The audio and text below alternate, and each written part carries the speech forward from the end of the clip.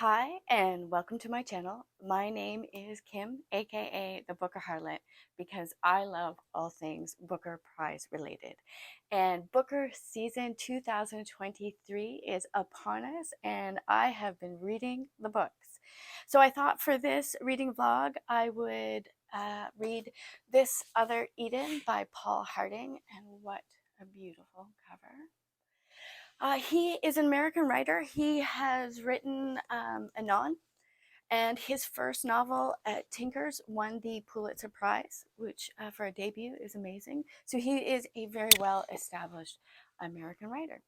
So while I am reading, I will leave you with video clips of my life on the lake in rural Canada.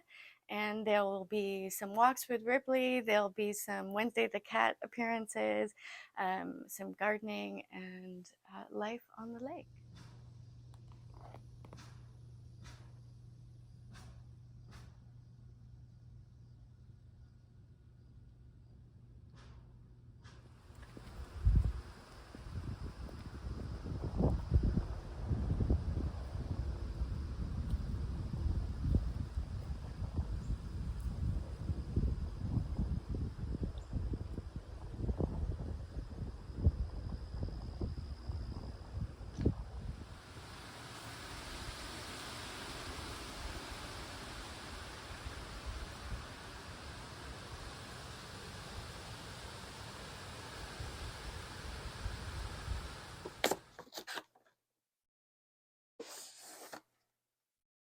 A Spell of Good Things by Ayobami Adebayo. Wednesday?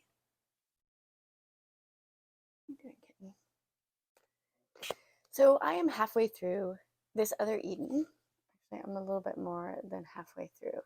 And this is very intriguing. So I'll start off with plot. This is historical fiction, which is unusual for Booker, I would say. And it takes place primarily in 1911, 1912, but begins with in 1792.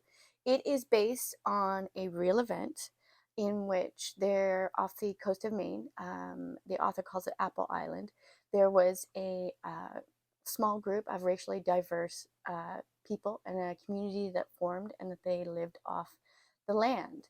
And in 1911, 1912, the government of Maine, with the assistance of the science of eugenics, unfortunately, decided to remove them from the land and take it for themselves. So very, very sad story, a piece of American history I had no idea about. So of course this is going to make for a very, very uncomfortable read, because it's an uncomfortable subject. Now, it takes place in 4 parts. I am at the end of the second part, and I have to tell you, you have to read the opening scene of this book. It is absolutely brilliant. It is as brilliant as the opening scene in Stone Blind by Natalie Haynes. If you are not interested in reading this novel, read the first scene about the hurricane that happens in 1792. I almost made a video after I read that story, saying that this was going to be, if this book continued like that, with that masterful storytelling, that this was going to be the Booker winner. However, I calmed myself down and kept reading, and of course, very few books are going to be able to sustain that level of writing, and it was a true reaction.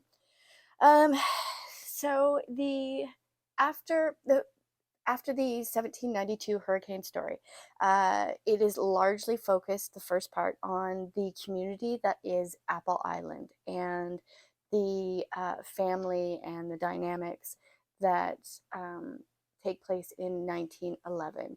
I think that for that, um, I, I can edit. I think that for that piece, um, it went on too long. It was, I understand that it was trying to set up a community. And so for the first part, I think that what it's trying to do is establish the community and the characters, and set a sense of place and a sense of time. I think that it went on for far too long. I think it could have been edited down to be more precise. and more meaningful.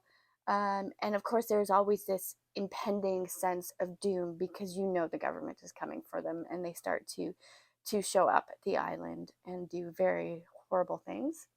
The second part is one of the characters from Easter Island who is actually able to make it off the island in a somewhat successful way, or you think is going to be a successful way. No spoilers, because he passes for white. Um, and while I loved the sort of little scenes that takes place around this character and another character, I just don't know why it's there. Now, the interesting thing is he sets it in the town of Enon, which I love. I love when authors do this. It gives me David Mitchell vibes, Elizabeth Strout, Marilyn Robinson, Margaret Lawrence. I love when authors take the time to give you little glimpses into other characters or towns or places or things in books. It charms me to no end. So I love the fact that the second part is set in a place that he's already written about. So I'm looking forward to reading Eon when the Booker Prize is over. Um, but I'm not sure why it's there. It's heartbreaking. There are beautiful scenes, but I don't know what it's trying to do. You know this character is doomed. You know that everybody on Easter Island is doomed because they tell you that right from the beginning. Um, but there are beautiful sentences. There are times when it is just stunning for me to read, and I go back and reread. So there's one sentence that I absolutely adored. The winds calmed at intervals, and the room descended and settled into deep silence, deeper than no sound, into deeper, denser depths of the season, and stray fat dollops of rain spattered singly or in pairs or quartets in sequence against the wet wood or wet glass, against the perfect silence of the stilled outside air. I love that. I think that that is absolutely brilliant and stunning, and I can't wait to keep reading. So while I'm reading, I will leave you with some glimpses of life at the lake.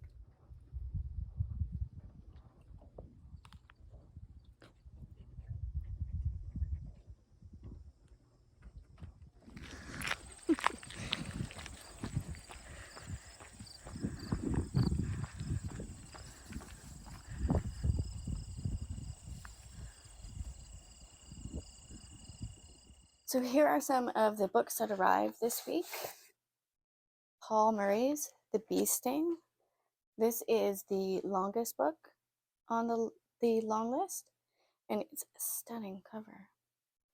And the other book that arrived is The House of Doors by Tan Twang Ing, another new to me author. And what an astounding cover. I thought I would also share with you some of my knitting. I knit almost as much as I read, believe it or not. And this is just a simple top-down shawl. It is called The Kiss by Lisa Kuvro of Sonder Yarn Company, and I made it with Muse, which is 90% merino and 10% linen.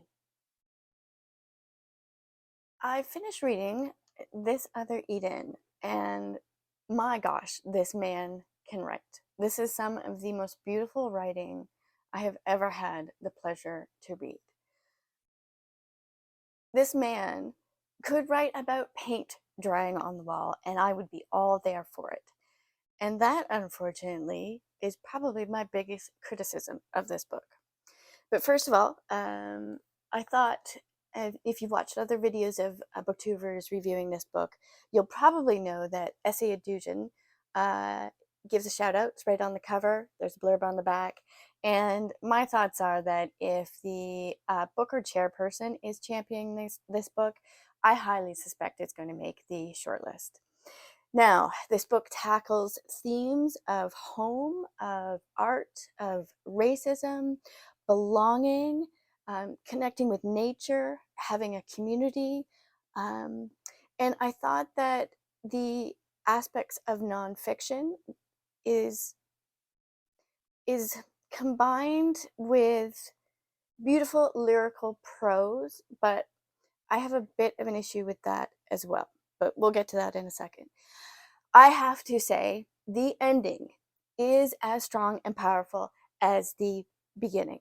The beginning with the story of the hurricane is absolutely paralleled with the near the end of the story where they are forced off the island. And that is just so strong. But my problem is everything else in between that. I thought that the pacing was too slow and it went on for too long. It really did need an edit, even though the writing is absolutely astounding. Um, he also didn't wrap up everything with a bow, and I can appreciate that. We don't need to have all the answers. I don't This obviously is not going to have a Disney ending, and I don't need to know exactly what happens to each of the characters. So, one of the things about having a beautifully written book is it needs to be more than just a beautifully written book. And I really feel that this year's Booker long list so far, and this is my third one, is beautifully written, but doesn't always work. And I don't think that this works as well as it could. I found that while the nonfiction parts that were interweaved with the prose pulled me right out of the narrative and made me, I wanted to be with these characters in that time. I was immersed in 1911, and then there's this little um, newspaper clipping blurb thing, and it's like, oh yeah, this happened, over 100 years ago, and it pulled me away. Another thing that pulled me away is that I couldn't emotionally connect with the characters. I was very, very detached from all of the characters in this book. The ending scene, if it's heartbreaking and it's haunting, but it leaves me devoid of emotion when all of these horrible things are happening to these characters because I didn't care enough about them. And that's such a shame because if I had, this book would have made me weep. I was actually surprised that I got through the last part of this novel knowing the ending, because we all know the ending going in, without being moved. And that is disappointing for me. Um, so in terms of ranking all the books so far, I would say that I'm going to put If I Survive You by Jeffrey Escoffrey still in as number 13. I'm going to say that Pearl by Sean Hughes is my number one choice, and I am going to put This Other Eden in sixth place, which would just narrowly scrape it into the shortlist. Although I will definitely read more of his books. I'm really intrigued to get to Tinkers, which won the Pulitzer Prize, as I said before. And he's a new to me author, so thank you so much to the Booker for bringing this author into my life, because otherwise he wouldn't have been on my radar. So I have put links in the description box below as to the two other reading vlogs that I've covered for the Booker long list. Please like and subscribe to my channel. I really enjoy um, making these videos and spending time with you, and I appreciate your time very, very much. And I will leave you with a little flock of ducks that swam by our dock last night while we were watching the sunset. Thank you for joining me, and I hope to see you in my next video.